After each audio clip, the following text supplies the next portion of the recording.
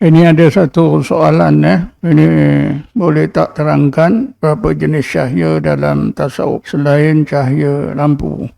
Ini memang orang ni tak faham.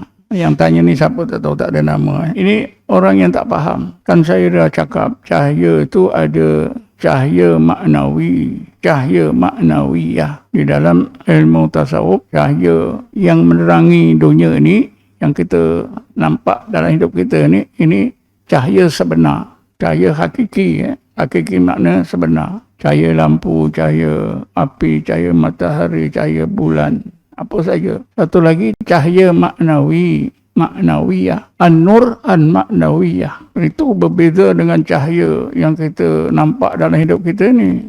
Kenapa? Bila maknawiyah tak dapat dilihat oleh mata kepala. Hanya boleh dilihat oleh pandangan mata hati atau pandangan roh dengan izin Allah Subhanahu wa ta'ala. Kan senang tu. Cahaya maknawiyah tak boleh dilihat, tak sama dengan cahaya. Apa cahaya yang kita nampak? Merah ke hijau ke putih ke? Itu semua cahaya biasa. Cahaya maknawiyah tu, itu di alam rohani, di alam gaib, di alam malakut. Macam cahaya iman. Bukanlah macam cahaya lampu ni, cahaya matahari, cahaya api, tidak. Jadi satu masa nanti, setelah kita balik ke rumah, lampu memang kita tak on, semua padam, off. Kita pun terperanjat, tiba-tiba rumah kita terang benderang. Macam lampu ini, lebih terang lagi. Itu bukan nur maknawiyah, itu cahaya ni juga. Kan saya dah contohkan, Ini cerita sebenar. Saya baca dalam satu cerita. Satu keluarga daripada Pakistan. Keluarga ni keluarga yang beragama. Dia ada anak perempuan 2 orang berpindah ke UK. Duduk di UK. Si anak perempuan, bila dah lama kat sana, berapa tahun, sekolah, ada kawan-kawan Kristian. Jadi antara perempuan Pakistan ni dengan perempuan UK, orang Inggeris, selalu berbahas, bermudzakarah tentang agama. Sampailah satu peringkat, masing-masing menegakkan kebenaran yang Islam, kebenaran Quran, yang Kristian, kebenaran Injil, Bible. Kata perempuan Inggeris ni, Bible betul sebab ada cahaya kita boleh nampak. Quran tak ada cahaya. Sebab Quran ni tak betul. Akhirnya cabar-mencabar, dibawalah kitab Injil dalam bilik yang gelap waktu malam. Tiba-tiba bilik itu terang benderang. Lepas itu kena giliran Quran, bawa ke dalam bilik gelap. Siapa menang? Kristian. Ini kerana perempuan Islam ni dia tak faham. Dia tak faham tentang cahaya yang maknawiyah. Cahaya Quran tu cahaya maknawiyah. Jadi kalau dibawa Injil ke dalam bilik jadi terang benderang, itu bukan cahaya Injil, bukan cahaya maknawi. Itu cahaya biasa yang dilakukan oleh iblis. Saya masih ingat masa dulu tahun berapa, kadang-kadang saya pergi Kota Kinabalu. Masa itu Muzaffar ada kerja kat sana. Ada seorang perempuan Iban masuk Islam, kahwin dengan orang Melayu. Perempuan Iban ni dan anak-anaknya rajin sembahyang. Suami orang Melayu ni tak mau sembahyang. Jadi dia bengang. Salah namanya Aisyah. Dan perempuan Iban ni pernah solok dekat Kuantan. Dia satu ketika kerana dia macam kecewa. Suaminya tak mau solat. Jadi dia rasa nak keluar daripada Islam, masuk Kristen balik. Dia cakap dengan saya, Ustaz, kalau macam ni, saya tergerak hati lah nak keluar daripada Islam masuk Kristen balik. Tak usahlah awak bercakap itu, tak boleh. Ustaz, sekurang-kurangnya dalam Kristen, Bible itu ada cahaya. Quran tak ada. Jadi saya penat jugalah nak tarbiyah perempuan Iban ni. Saya terpaksa lah terangkan. Cahaya Bible yang awak nampak itu kerja syaitan. Cahaya Quran, cahaya yang maknawiyah tu bukan macam cahaya ni. Kata saya, kalau awak bawa Bible dalam bilik yang gelap jadi terang benderang, itu confirm lah Bible itu sesat. Sebab yang menjadikan terang benderang itu syaitan yang mendalangi cahaya itu. Quran tidak didalangi oleh syaitan. Cahaya Quran itu, cahaya maknawiyah hanya boleh dilihat dengan pandangan mata hati, dengan pertolongan Allah sebagai satu karamah. Pun susah juga. Akhirnya saya tak tahulah. Saya datang ke sana sekali. Ada kemungkinan dia terus berpegang dengan Islam. Kata saya, awak dah solok dah berzikir. Awak jangan fikirlah suami awak tak mau sembahyang, jangan fikir. Itu awak solat awak tetap dalam Islam lagi bagus. Itu jihad awak. Tapi tak tahulah dia keluar Islam ke tidak. Tapi apa yang saya nak ceritakan itulah. Orang Kristian rata-rata boleh nampak cahaya Bible. Bawa aja ke bilik gelap, boleh terang. Macam lampu ni. Itu tipu daya syaitan. Kerana kita jahil, jadi ditipu oleh syaitan dengan cahaya. Kan kita dengar cerita Syekh Abdul Qadir Jalani. Syekh Abdul Qadir Jalani ketika pada satu malam dia beribadat kepada Allah, berzikir. Tiba-tiba dia nampak satu cahaya yang luar biasa. Sangat luar biasa cahaya itu. Dari cahaya itu keluarlah suara. Ya Abdul Qadir, aku adalah Tuhanmu. Ana Rabbuka. Mulai saat ini, kerana ketaatan kau, maka aku benarkan apa saja yang aku larang. Akhirnya Syekh Abdul Qadir Jalani ucapkan, A'udzubillahi minasyaitonirrajim. Iblis itu terperanjat. Wahai Abdul Qadir, macam mana engkau boleh tahu aku ini iblis? Kata Syekh Abdul Qadir Jalani, sebab engkau membolehkan apa yang Allah larang. Allah tidak buat perkara itu. Wahai Abdul Qadir, aku telah berjaya menggunakan kaedah ini menyesatkan berpuluh-puluh orang ulama.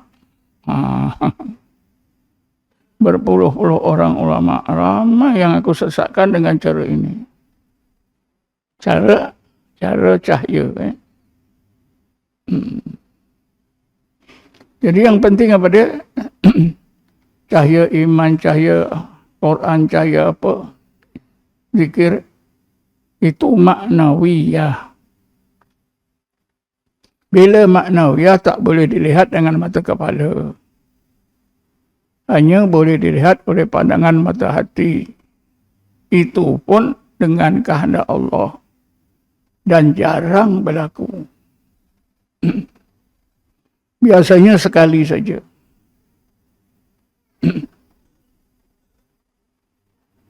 Kesannya lah ya, kesannya. Kesan cahaya. maknawiyahnya.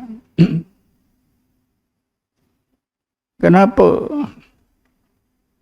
pagi-pagi walaupun penat lelah, malam tidur pun dah lambat,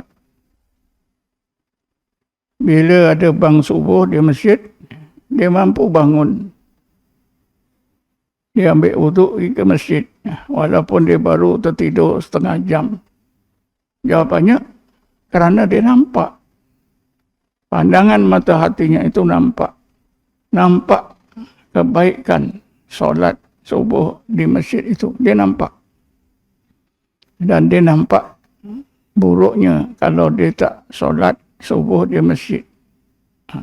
Ini kan cahaya yang maknawi. Orang yang tak ada cahaya yang maknawi, dia tak peduli masjid ke, tak masjid ke. Kalau tak terkejut sampai pukul 8 pun lagi okey. Kenapa dia cakap itu? Kerana rohaninya tak ada cahaya. Cahaya iman, cahaya ilmu, cahaya yakin.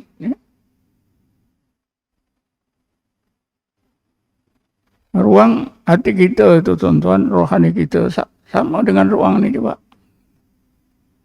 Cuma dengan cahaya biasa ni kita nampaklah sekitar. Dengan cahaya maknawi kita nampaklah mana yang hak, mana yang batil, mana yang salah, mana yang wajib. Itu.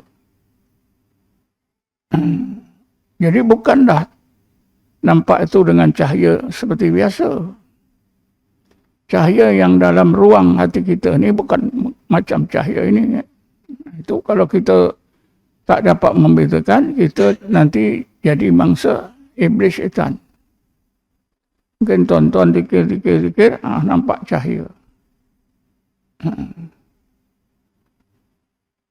Kebetulan dulu masa Imam Isa, ada khalifah-khalifah yang tak tahu. Tanya pada orang Selok, awak tadi bertiga nampak cahaya apa? Cahaya putih. Awak buat napi isbat nampak cahaya tak? Tak ada. Ini napi isbat, awak tak jadi lagi. Bila jawab, saya nampak cahaya kekuning-kuningan macam cahaya emas. Itu betul. Ini semua salah. Kerana cahaya maknawiyah itu hanya kalaupun Allah tunjukkan sekali saja, tidak berulang. Ini setiap dikir dia nampak cahaya. Itu memanglah cahaya yang sentiasa dinampak itu mainan iblis. Tak kira lah cahaya putih ke, cahaya kuning ke, merah ke, hijau ke, biru ke. Jadi cahaya yang maknawiyah itu seperti cahaya iman, cahaya zikir, tidak boleh nak dirupakan, disamakan dengan cahaya ini. Kan saya dah cerita dalam tahun 60-an di Parit Jawa Muar ada seorang askar yang dah pencen. Lepas dia pencen awal umur berapa, 40 lebih. Dia nak tumpukan dah usahanya dalam bidang agama, belajar, beribadat, berzikir. Tiba-tiba jiran-jiran dia bagi tahu, kenapa satu malam rumah engkau buka ni spotlight, rumah awak terang benderang sekeliling rumah. Dia kata, saya tak buka spotlight. Semua orang ngadu pada dia gitu. Jadi satu malam, jauh malam, dia keluar rumah, dia tengok. Memang betul. Rumahnya terang benderang. Spotlight pun kalah. Dia tanyalah orang-orang alim sekitar. Ada orang alim kata, oh tu baguslah. Amalan kau dah Allah terimalah. Itulah tanda amalan baik dapat cahaya. Tapi dia tak puas hati, tuan-tuan.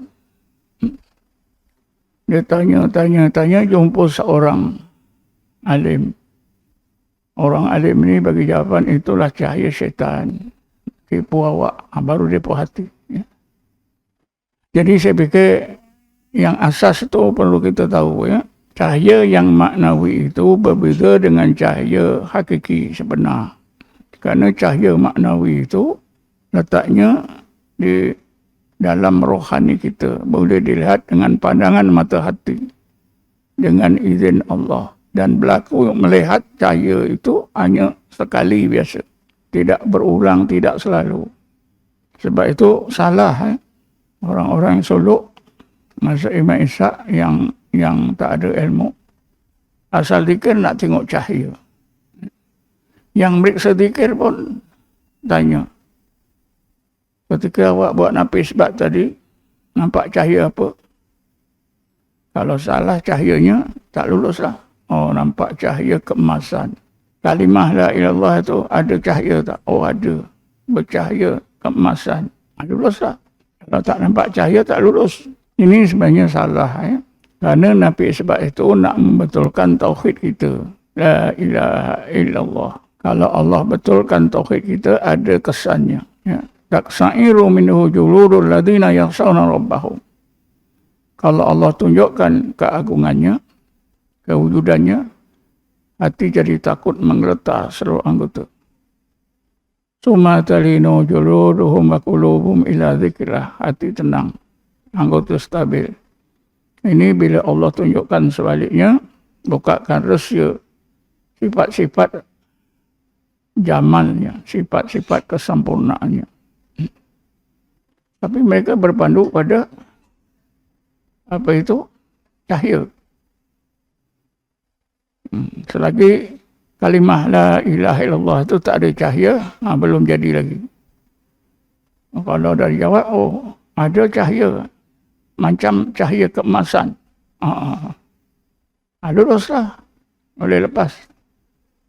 Ini sebenarnya salah. Ada seorang yang suluk sama saya dekat Johor. Kerana terpengaruh. Ya. Terpengaruh dengan cahaya-cahaya. Ya. Dia bertemu saya masa dia report apa ni, periksa zikir. Ya. Tapi dia cakap luar biasa. Tuan ajar zikir Allah ini leceh. Saya pun terperanjat. Kenapa awak cakap leceh? Apa sebab leceh? Sebab ada cara yang lebih cepat. Apa caranya? Kita pandang kalimah Allah. Kalimah alif lam lam itu kita pandang dengan pandangan mata hati kita. Nanti kalimah alif lam lam ha itu menjelma di depan kita. Dengan warna keemasan. Kata saya, ini ajaran iblis. Sebab saya tak ajar awak. Saya guru awak mesti ikut saya. Itu tak boleh diikut. Itu iblis. Hamba Allah ni kata, iblis boleh ke dengan nama Allah? Lebih dari itu pun boleh. Bukan susah. Ya. Dia kata, bila saya nampak kalimah Allah ni, berwarna keemasan, saya niatkan roh saya masuk dalam kalimah Allah. Saya niat nak melawat Aras. Sekejap je sampai Aras. Kemudian saya niat nak melihat keajaiban Allah di 7 lautan. Sekejap saya dapat keliling dasar 7 lautan. Saya nampak kejadian Allah yang pelik-pelik. Tuhan pun tak pernah berpengalaman seperti ini. Kata saya lah, itu pengalaman yang dibuat oleh iblis. Sekali lagi, iblis boleh ke dengan kalimah Allah? Boleh. Yang awak nampak tu iblis lah. Kerja iblis. Saya tarbiyah dia, awak tinggalkan. Melihat kalimah Allah bercahaya keemasan, awak tinggalkan. Wajib awak tinggalkan. Awak zikir Allah. Dia mengaku, yalah saya tinggalkan. Tapi dia bohong. Dia terus pandang kalimah Allah. Dia tak zikir. Dia mengembaralah ke mana-mana yang dia suka. 2-3 hari lepas itu, dia jadi apa? Jadi gila. Dia gila. Dia turun daripada atas ke bawah, ke depan solat. Dia gila. Dia menembak-nembak orang dengan mesin gun. Bom, bom, bom, bom, bom, bom. Gila betul. Kita pun tangkap dia, kita mandikan. Susah jugalah nak pulihkan dia. Akhirnya saya pun keluarkan dia pada Solo, antar balik. Dia duduk dekat Selayang. Selepas daripada itu, bila dah balik Solo, saya pun tanya dia, apa amalan yang dia amalkan sebelum dia ikut tarekat itu. Dia kata dia beramal dengan membaca Fatihah dan ayat kursi sekian-sekian ratus satu hari, berpuasa 40 hari 40 malam, tak boleh makan benda yang kena api. Dia sahur, dia buka, makan buah, minum air tebu, tak kena api. Rupa-rupanya tuan-tuan, ilmu yang diamalkan ni ilmu nak ambil jin. Itulah sebab dia kasyaf. Masa Solo itu dipimpin oleh jin syaitan. Saya suruh dia taubat, tapi dia lari dari saya sampai sekarang. Dia bekerja dekat Arkib Negara. Tapi kalau dia hidup, saya fikir umur dia dah 70 lebih. Rupa-rupanya, bila saya pergi ke Arkib Negara, kawan-kawan dia pun namanya Haji Rashid. Dia kata, Ustaz di sini ada 2 Rashid. Saya tak tahu, saya tak ingatlah nama bin dia. Cuba sebutkan. Yang satu Rashid Kasyaf. Yang inilah yang Kasyaf. Dekat situ pun terkenal dengan Rashid Kasyaf. Sebelum dia Solo memang dah Kasyaf. Rupa-rupanya dia berguru dengan seorang pengamal ajaran sesat ini di Taman Sri Gombak. Namanya Tengku Karim.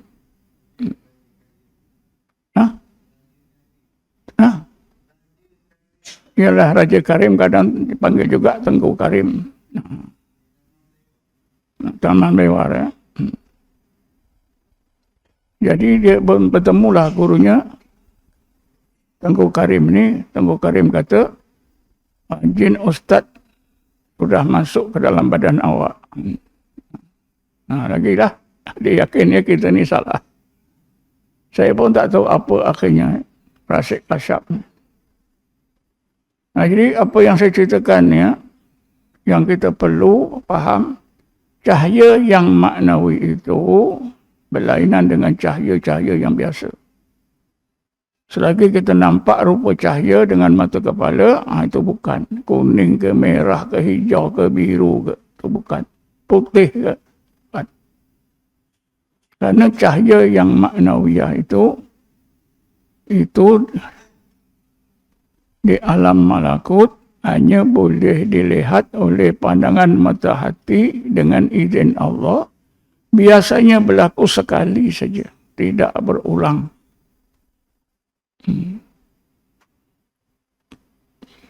Lalu saya dah ingatkan, orang ramai beranggapan kalau selalu itu betul, kalau sekali itu tak betul lagi. Karomah itu berlaku sekali, jarang berulang, sangat susah. Kan saya dah sebut di Pakistan ada seorang nama Syed Muhammad Qasim bin Abdul Karim. Dia mengaku mimpi jumpa Rasulullah sebanyak 500 kali. Dia mimpi berdialog dengan Allah 1000 kali. Penyokong-penyokongnya yakin mimpi ini betul. Sebab sampai 1000 kali. Bagi orang yang paham, itu menunjukkan mimpinya itu salah. Kalau dia mimpi sekali, boleh dipercayai. Kalau dah beratus-ratus, beribu, mimpi itu adalah mainan setan. Ada setan iblis ikut dia. Asal tidur dia mimpi, tidur mimpi. Ini kepahaman yang orang ramai tak tahu. Ya. Kepahaman salah. Orang ramai beranggapan kalau selalu beratus-ratus, beribu-ribu itu betul. Kalau sekali itu tak betul. Padahal yang sebenarnya yang sekali itulah yang betul. Ini tuan-tuan mesti yakin ya. Ada seorang ustaz terkenal di Malaysia. Dia videokan tentang mimpi dia berjumpa Rasulullah 8 kali. Orang tanya pada saya, betul tak? Tak betul. Kenapa tak betul? 8 kali. Ada slot pertama, slot kedua, slot ketiga, slot keempat. Sampai 8 kali. Ini memang tak betul. Kalau dia cerita sekali saja, insya-Allah betul. Apa kaedahnya? Karena mimpi berjumpa Rasulullah itu, atau mimpi yang benar itu karamah. Karamah datangnya daripada Allah, berlaku hanya bila Allah kehendaki. Sangat jarang berulang. Sangat jarang berulang. Kan saya dah selalu cerita, Sayyidina Abu Bakar, dia nampak surga neraka. Tak berulang. Dia cuba lagi nak tengok. Ya, seminggu, 2 minggu, sampai banyak minggu. Tak boleh nampak. Ngadu pada Rasulullah. Rasulullah kata, ya Abu Bakar, as-sa'ata. Kau boleh nampak surga neraka ni bila Allah kehendaki saja. Itu bukan kebolehanmu. Jadi legalah Sayyidina Abu Bakar. Tapi zaman sekarang terbalik. Kalau selalu nampak, betul. Sekali tak betul. Ini selalu saya dah beritahu ya.